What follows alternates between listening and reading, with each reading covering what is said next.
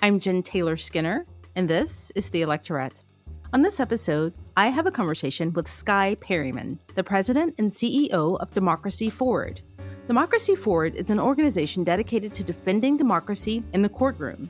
In fact, their legal team has taken the Trump administration to court over 100 times. And in 2021 alone, they racked up 25 legal and regulatory wins and got 22 Trump-era policies reversed.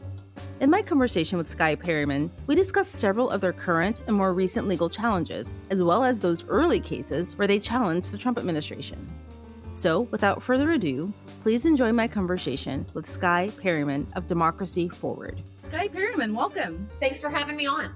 Now, before we get into Democracy Forward, some of your more recent cases, I just want to start from the beginning because I am so fascinated by how Democracy Forward was founded. After the 2016 election, there were a lot of organizations launched, right? There were organizations trying to expand voting rights or protect voting rights. There were some that were creating this pipeline of diverse political candidates.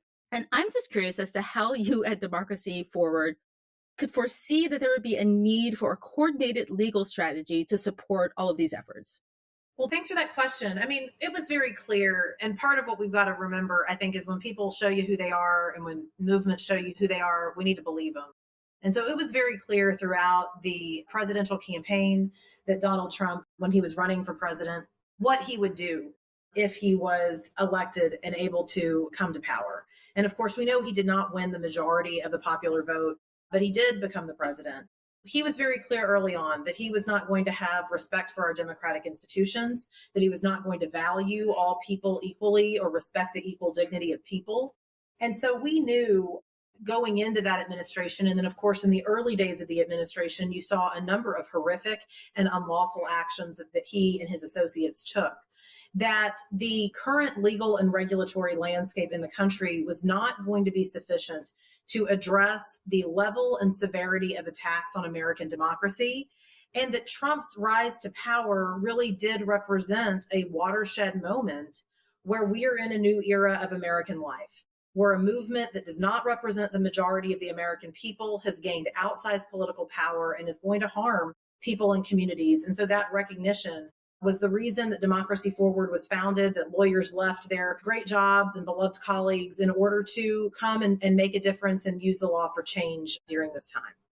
Yeah, I mean, I think anyone who was paying attention knew that there would be some nefarious things happening in relation to breaking down democracy. And I remember those really early days, the very first thing, and I could be wrong about this, but I think the very first thing that was just kind of set the tone for what would happen was the Muslim ban. I think that was like within days of him taking office.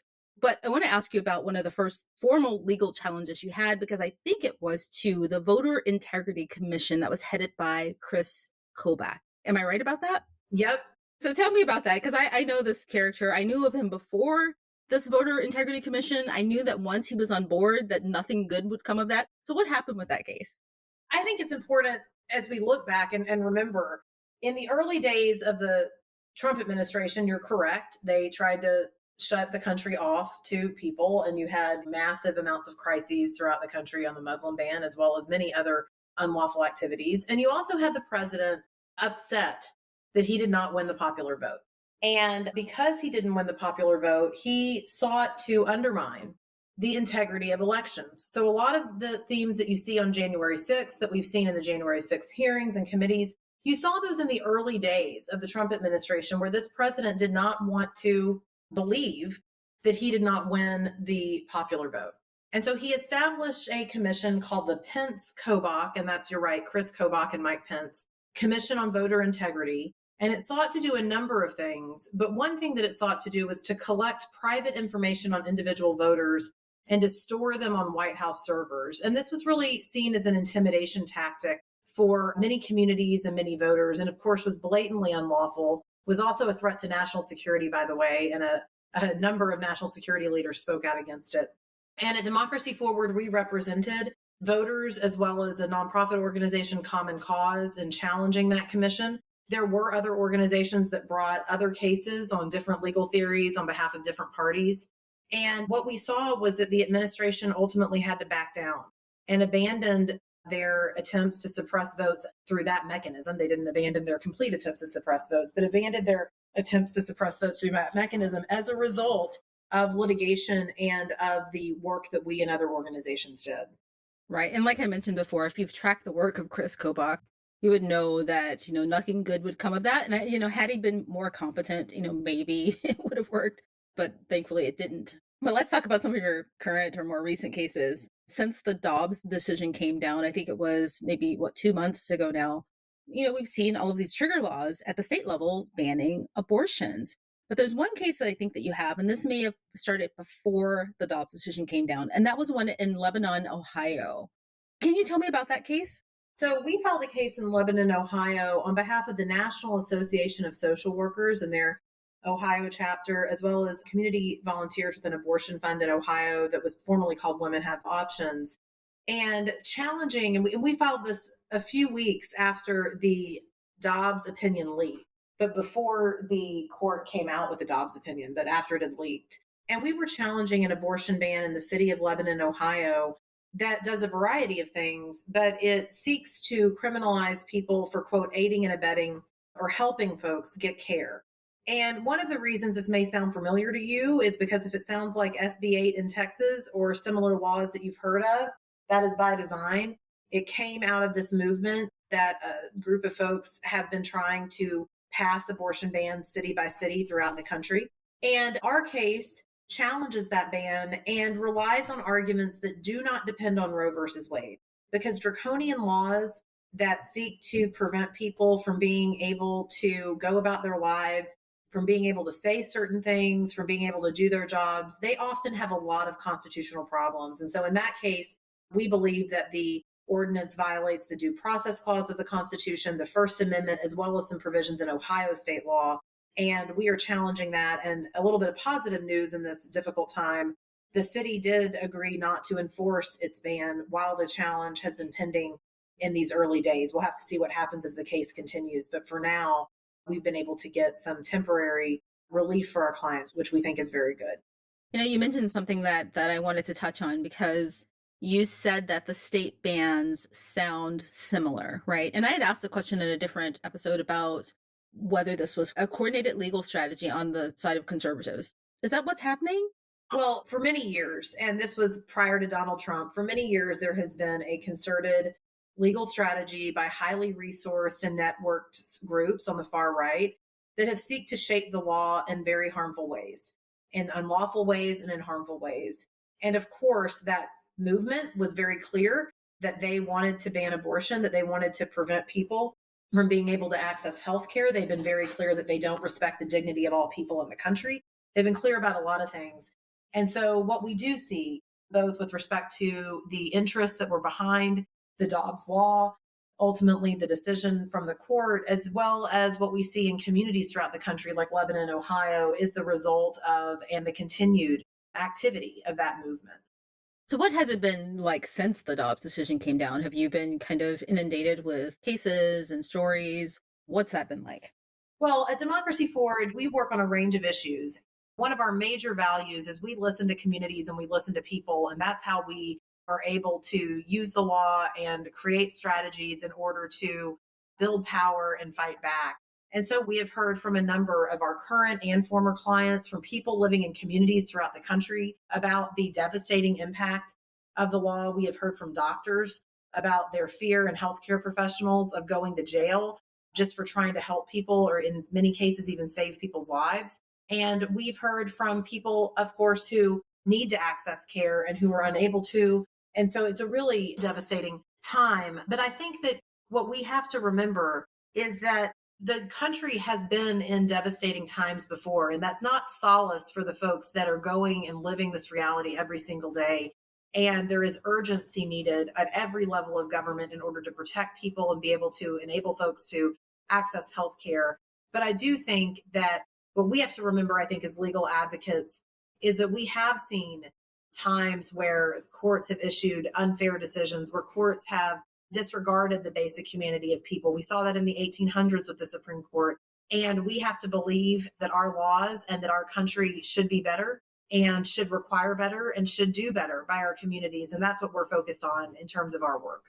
It seems like there is a deliberate effort to cause confusion too, because a lot of the language that's happening at the state level is kind of ambiguous and that seems deliberate on their part. I don't know if you agree with that or if that's fair. Yes, I mean there has been unfortunately there's a lot of misinformation generally, I think, to undermine democracy generally. And then of course in the context of women's health care, we've seen for some time deliberate attempts to mislead people. There are so-called sort of fake medical clinics or crisis pregnancy centers that are so devastating and misleading that many states have tried to regulate what they can say to people to make sure that what they do is not deceptive. And even that has been attacked by the right wing, basic consumer protections for people. And so we do know that there is an effort to mislead people and to confuse people. There are really good sources of information out there that, we want people to turn to, groups that have been advocating for and providing abortion care and health care. They will have accurate information, mainstream news sources, but there is a lot of misinformation and it's very unfortunate, and many people are going to continue to be hurt. So moving on from that topic, I know that there's a lot going on, and there was one really interesting case that I know you're involved with that is related to state-backed disinformation or misinformation rather with right-wing media. And if I understand that correctly, this involves the Texas Attorney General who sent a letter to the CEO of DirecTV, which just that alone doesn't sound very legal, but it had something to do with the fact that DirecTV was severing ties with a certain conservative network. Can you explain what's going on there? Yes, well, you got it right. And it also shows that this misinformation is not something that people are just confused, or it's not just an accident, that we know there are concerted efforts to try to shape reality in inaccurate and harmful ways to confuse and mislead people, and that it's a real threat to democracy. So in the case that, or in the situation that you mentioned, we did see that the Attorney General of Texas, and then he got some other of his friends from other states to sign a letter to DirecTV demanding that they provide information about why they decided to discontinue the OANN network from their network offerings. And so what we are doing is conducting a public records investigation under the laws of the states and under, of course, federal law if it involves a federal official. In this case, it doesn't. There are transparency protections where people have a right to know and are able to know about the dealings of their public officials. And we believe this is a critical tool. We use this tool a lot in the Trump administration to understand and be able to expose wrongdoing and educate the public. And we're using it here. So we have requested that these attorneys general provide information and any kind of documents that reference communications about their effort to try to understand any level of coordination between them and various far right misleading media outlets. And I'll be happy to keep you up to speed as we get information about what we find. Yeah, I mean, I'm just trying to understand it from my non-legal perspective. This is a private company, and it just seems like I don't think a government official, an attorney general, can command that they maintain a business relationship with any other private entity. Do I have that right? Or Well, I think the main thing from our perspective was wanting to understand what's going on. Why did OANN ask these officials to do this? Is there chatter among state officials about how far right news networks that seek to confuse people are actually important to them? In the Trump administration, we saw in many agencies throughout the federal government, there was a high degree of coordination between, or a high degree of at least communication between agency officials and far right networks. And we produced a report on that your listeners can go to our website and learn about. And so we're trying to understand, is that also happening at the state level? Letters like this that Attorney General Paxton sent along with his friends tend to make you think that there's something at play there. And then, of course, there's just broader accountability questions, right? I mean, in Texas, there are many needs. There are many needs throughout the state. And I think there are just questions as to why someone would spend their time on a correspondence like this, as opposed to doing the work of the people of Texas. how is this potentially harmful to democracy if this were to go unchallenged? If there was no democracy for it and Paxton just sent a letter to DirecTV, like how is that harmful to democracy? Well, in this case, what we're really trying to do is uncover what happened, right? Because we believe that light can shine out darkness, and that what you really, in a democracy, people are entitled to understand what their government is doing. And by the way, there are many government officials, Trump and his associates were some of them. There's officials now at the state level that ascribe to this view who don't believe in government transparency and sort of want to be able to hide the workings of the government. So what we did here and what's important here is that there are people, legal organizations, media organizations, individual citizens that are trying to vindicate the public's right to know, to learn about what their public officials are doing and why they are doing it. And so that's what this is really about. But more broadly, we do know that there are a number of efforts and to undermine our democratic institutions. And that includes not just our governmental institutions like our courts or our federal agencies or state agencies and other types of government and trust in civic engagement, but also our press. And the press has been a critical part of democracy, the ability of people to be able to take in accurate information and learn about what's going on in their society. And we have seen concerted efforts to twist reality to meet one's own political view. And that is incredibly harmful. You see that through the far right networks. And we believe it's really harmful when there's at least a suggestion that governmental officials are somehow coordinating or somehow supported by those networks. So, given that what you've just outlined with the DirecTV case and with the Attorney General in Texas, what other kind of similar cases are you seeing regarding right-wing attorney generals around the country? Well, we are seeing an unfortunate trend where many attorneys general who are being entrusted by people to do the work of the people aren't and are actually engaging in incredibly harmful conduct. So, as one example, the federal government has instituted a minimum wage for workers on federal contracts, a $15 minimum wage. And there are a number of attorney generals, including Paxton in Texas, that are opposing that. And this is at a time where people are really struggling to make ends meet. And the fact that you have attorneys general that are opposing federal requirements for federal contractors on wages is really unconscionable. We see, of course, attorneys general throughout the country threatening physicians, threatening businesses who are trying to help their employees get care in states that are restricting access to reproductive health care and abortion. And so I do think that this is an area for your listeners to watch, the sort of role of state attorneys generals. You see a lot of coverage around state legislatures or around governors, but the role and the abuses of power that we're seeing from state AGs, and of course, recently in Indiana, of course, as well, are really something to watch. And we're doing a lot at Democracy Forward to fight against that. We represent broad coalitions in defense of positive policies that right-wing AGs are seeking to challenge in court. And we, of course, are there to sue and bring cases where attorneys general or others are abusing their power. So I understand why they would threaten physicians, right? I mean, we kind of understand that in relation to reproductive rights. But why would they attack workers' rights, especially in, a case where they're trying to secure a $15 minimum wage? Is it, at the direction of private companies? Why is this happening? Well, I know. I don't believe it's at the direction of private companies because you see state AGs are attacking private companies. I mean, in Texas, they're attacking the law firm of Sidley Austin. We see attacks from aligned organizations attacking the NASDAQ when it has come out with a rule on board diversity to try to enhance diversity on its board. And the SEC has approved that rule. And yet there's a lawsuit pending in the Fifth Circuit in Texas with special interests that are attacking that. So I don't think this is about that at all. I think that what you have are people who are seeking to advance a narrow agenda that is a special interest agenda that doesn't reflective of the needs or desires or realities for the majority of American people. We have just folks that are completely out of touch, that are abusing their power and that need to be held accountable. And that's, of course, what we do and work with communities to do every day. Right. I mean, I guess it's kind of unnecessary to understand why they're doing it, right? But this just isn't the direction that we want to be going in. Right. I mean, in general, states attorneys generals, as well as all state officials, should use their power in order to better the lives of people, to take actions that are consistent with democracy and the law. And unfortunately, we see a trend of that not happening in many states. So there was another case involving the USDA's rollback of school nutrition standards, which doesn't sound good. Can you tell me a bit about that case?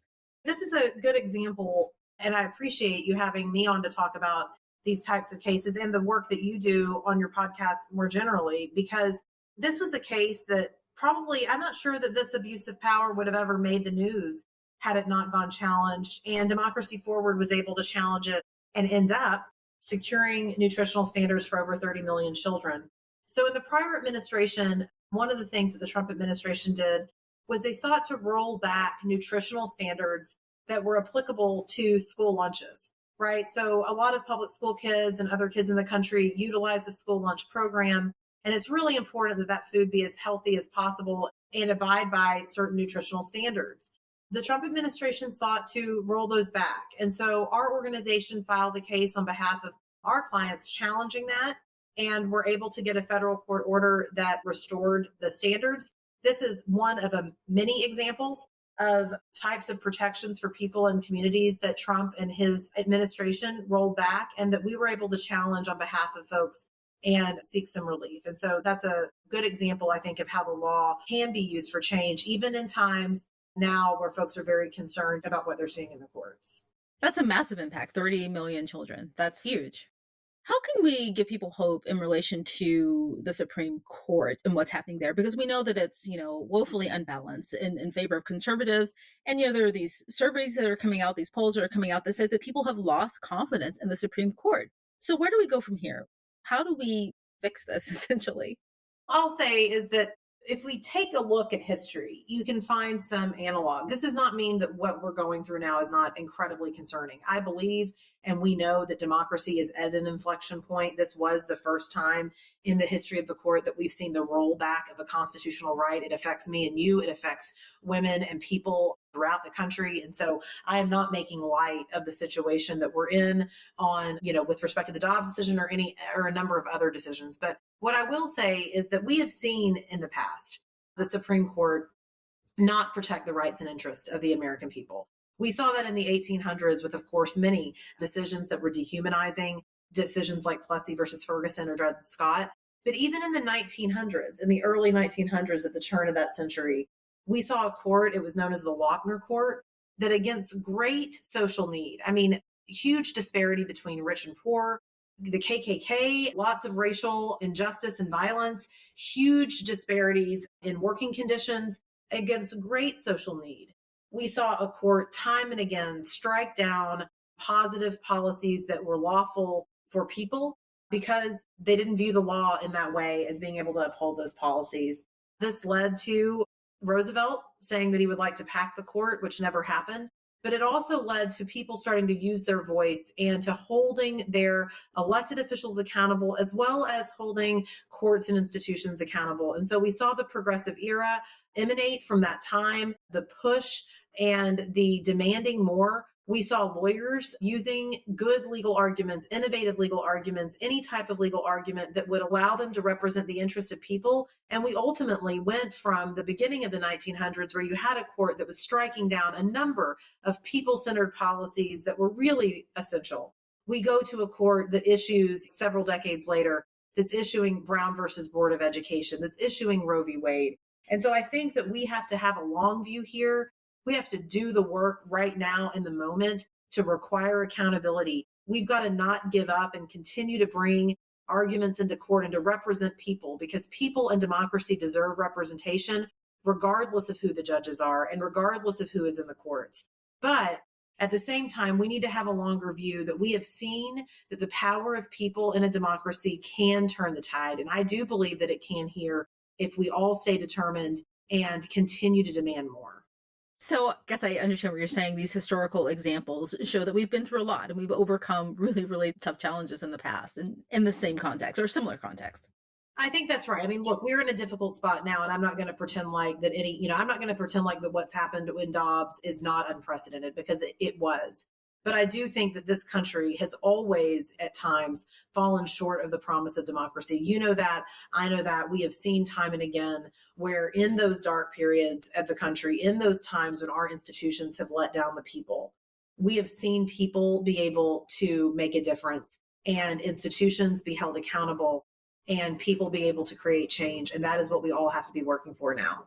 But how do you get the average person to do that, to kind of care about it? Because I was talking to someone recently about the fact that for the past 5 or 6 years, we've been forced to pay attention to politics, whether we wanted to or not. And I think people are really kind of exhausted, and we can't afford to be, but I think a lot of people are exhausted. So how do you get the average person, not the pundit, not the activist, not organizers or podcasters, just the person who actually needs democracy to stay sound and to be in place? How do you get them to pay attention to this stuff? A lot of people really do the best they can and try to pay attention to a lot of things. But it's really about focusing, I think, on our common values as a country and on what means things to people, right? So people may not want to pay attention to every development at the Supreme Court. But if you start talking to them about the real life impact of what something like the Dobbs decision means, that their doctor might go to jail because they're doing their job, or that their loved one may not be able to access health care because of a political movement that's putting politicians above the judgments of physicians and patients, right? I think that you can find the ability to activate people and to get them out. And I think that we see a great degree of engagement, but part of it is people have to believe that there is something that they can do in their lives that matters. And we know that there is, voting, registering people to vote, writing letters to the editor, using their voices. We see all of this every day make a difference, and we just need more of it.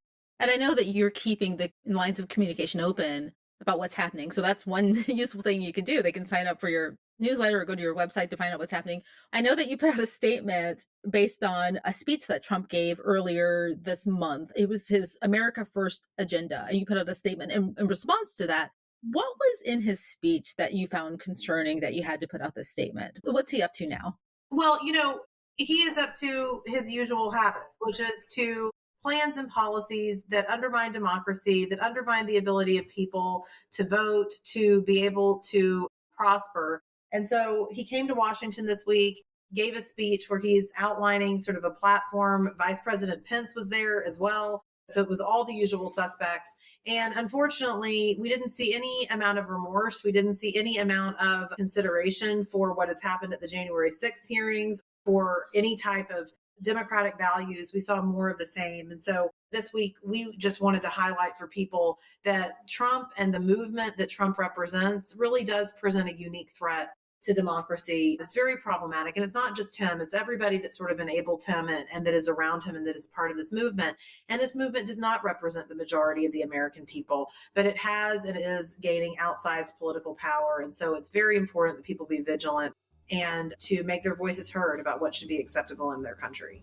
I mean, to call it a platform is a stretch. I mean, he's never had a legislative platform. It's more of just like a list of grievances and, an outline of like ways to oppress people. Yeah. Skye Perryman, thank you so much for joining me. Thank you for all of your work at Democracy Forward. Thank you for looking out for us, basically. And thanks for having me on.